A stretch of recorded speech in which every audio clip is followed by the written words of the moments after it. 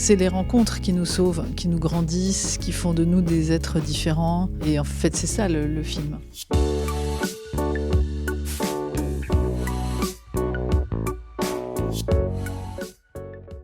Moi, c'est Rose. Et vous? Ouais, touchez pas à cette porte. Ah! Putain de merde! Mais oui, ça brûle! Mais c'est quelqu'un.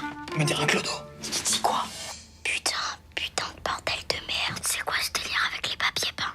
Qu'est-ce qu'ils sont mes papiers peints? Donc Pierre, c'est un personnage, quand le film commence, qui est pour moi désabusé, qui a dû en prendre un peu plein la tête et qui vit en retrait du monde, un peu dans une caravane. On a l'impression qu'il attend plus grand-chose, ni de la vie, ni de personne. Et les choses vont changer. Sandrine, c'est une maman lionne qui lance des battes de baseball sur des gens qui s'en prennent à sa progéniture. Mais après une multitude de drames, elle doit tenir sa famille à bout de bras. Elle est obligée de passer par, on va dire, l'illégalité pour pouvoir tenir sa famille comme elle veut la tenir.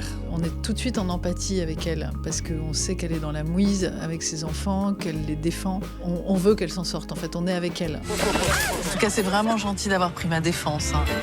Waouh! J'ai besoin de vous. Nous ne sommes pas pauvres, nous sommes fauchés. Peut-être qu'elle se dit fauchée.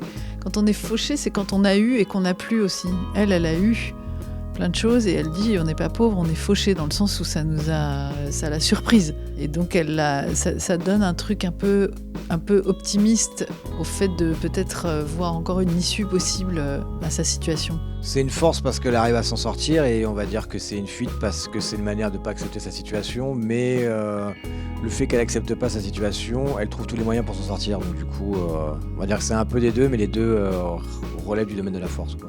Comment on va faire pour la suite? Quelle suite? La suite, dans la vie, quoi. Vous êtes complètement dingue en fait. Ça fait partie de mon charme. Je pense qu'ils se sauvent mutuellement, mais qu'elle a moins le choix. Elle est un peu dans une situation qu'on va pas dévoiler, mais qui indépendante de la force de l'un ou de l'autre. Mais finalement, là où ils se sauvent tous les deux, c'est qu'ils se confient le plus important. Moi, c'est tout ce qui a changé ma vie, c'est les rencontres. Des rencontres avec des hommes ou des femmes qui ont changé ma vie. Ouais, il y a deux styles de rencontres. En gros, les rencontres qui nous font avancer et puis les rencontres qui font en sorte qu'on fasse avancer les autres.